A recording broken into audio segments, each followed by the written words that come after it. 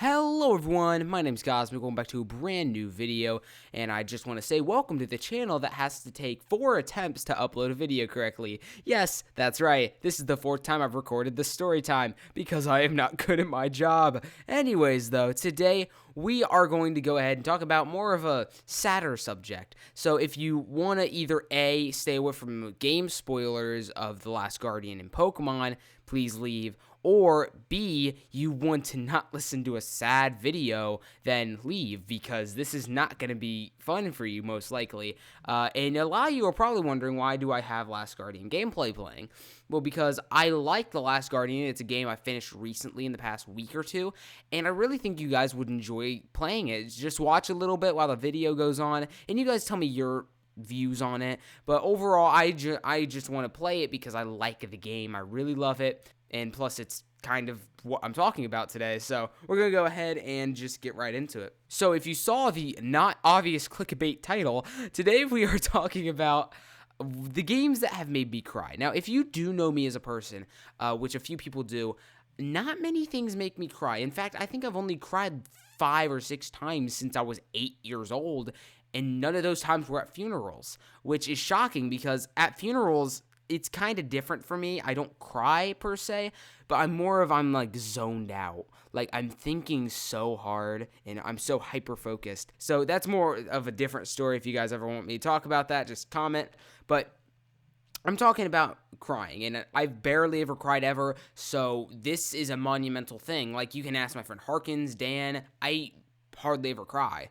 Like I've never cried pretty much ever. Like I think I've only cried once in 2016, twice in 2016 I cried. So who knows, we'll see what happens. So as you heard earlier, today we are talking about Pokemon Mystery Dungeon Explorers of Time and The Last Guardian, which are the only 2 games that have made me cry. Now don't worry, I will describe why and how they made me cry.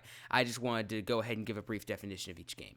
So Pokemon Mystery Dungeon Explorers of Time is basically a game where you're a human, and you took a quiz, and after the quiz is done, you turn into a Pokemon to go and save the Pokemon world. That's your entire purpose. However, Pokemon world obviously is slightly different from ours. It's that basically in our world, replace the humans with Pokemon and replace Pokemon with humans in our world. So humans don't exist, Pokemon are real, blah, blah, blah, blah, blah. It's pretty weird. Anyways, though, the storyline is pretty much you're in there, and there's these time gears. Now, when a time gear is stolen, a type of area that's in is frozen in time. Pokemon are not just the wind, the sun, the leaves, everything, even water droplets pause. So that's basically the story. You have to find the person who's doing that and then put it to the end. So again, there are going to be a lot of spoilers in this, so I'm warning you one more time. If you're trying to push your way into it, I'm saying this will ruin these games for you. So if you haven't played them or you're looking forward to playing them, I recommend not watching this. So while we got the rest of the spoiler alerts out of the way, basically the part in that game that made me cry was near the end. However, we have to describe The Last Guardian first before I even get into that. So The Last Guardian is a puzzle game, right? It's a game that is a predecessor to Shadow of the Colossus, and a lot of people say it isn't good. In my opinion, I think it's great. The only problem is the controls, and I 100% agree with that. The controls are crap. So if you're going to play the game, make sure you're ready control-wise, because controls are going to screw you over. Otherwise, though, the graphics are amazing. The visuals are amazing. Everything is spot on, and I think it should stay that way because it's monumental in the gaming industry right now for PS4. With the graphics being so good and the style and puzzles being so unique. The AI is amazing. So overall, it is a great game. It's just the controls are a little buggy. I'm pretty sure they're going to fix that in a future update, though, hopefully. So now that I described both games decently well, I'm going to go ahead and tell you why they made me cry. Now, let's start off and just narrow it down to each one individually. Let's start with Pokemon. Now, Pokemon Explorers of Time I played when I was about 8 to 10, somewhere in that range. And the reason I played that game was it was the first video game, well, I count my first video game I've ever played, and it's Pokemon, and I was already interested in the cards of Pokemon since I found a card in Michigan and blah, blah, blah, blah. That's a different story for another time. But basically, Pokemon was my first gaming introduction, which was also Nintendo, which led me to Wii, and then all of these other things that just snowballed into more and more and more as time went on. However, the thing about Pokemon Mystery Dungeon is I thought I felt connected to the game, all right? It took me a long time to finish it since I was little and I didn't really understand games, but over time in the game, I got really connected to each and every character that I met. And after a while, that does take a toll on how you're going to play the game and how you're going to feel when things happen. So during the end of the game, if you know the famous ending cutscene of that game, you're walking down Dialga's like little ruin floaty thingy, and your partner walks ahead and you stop, and you're like, wait, what? And you start like disappearing, because the entire story is that once you're done with your goal, you have to leave, and once you've saved the world, you're done with your goal, so you leave. So then you're like, it's all disappearing, and there's this amazing music that plays. Here's a little sample for you.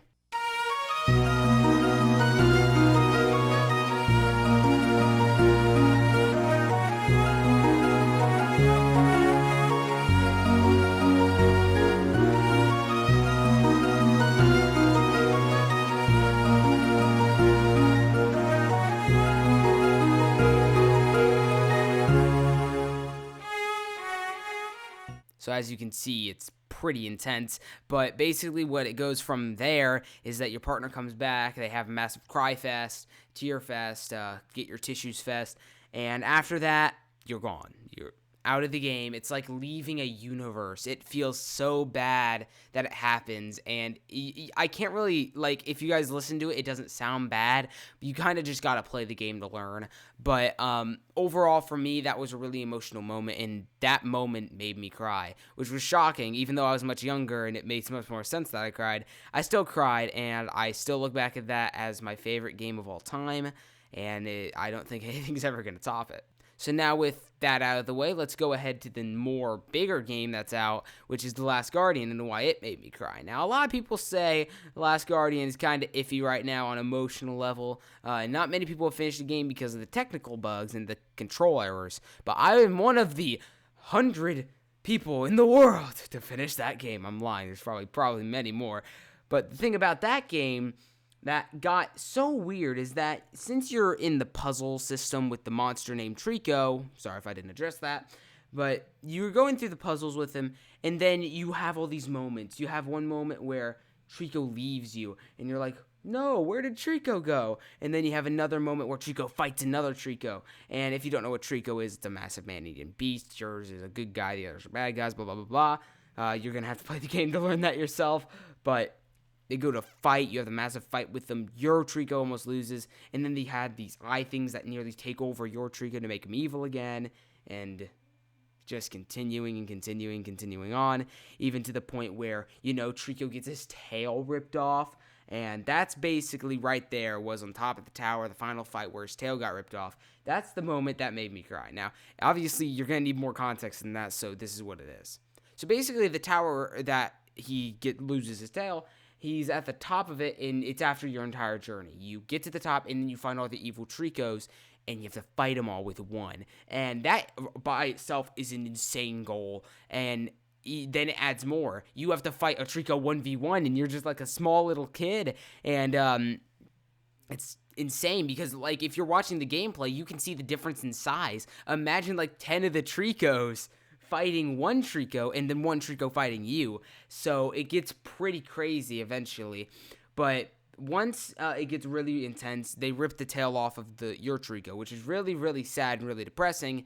And that moment pretty much made me cry right there on the spot. Mainly because, for me, animals are like a connection. Since I feel like I'm connected to my Native American roots, and that the animals in the game are very connectable, and for me, any animal is very connectable, even though I barely go outside.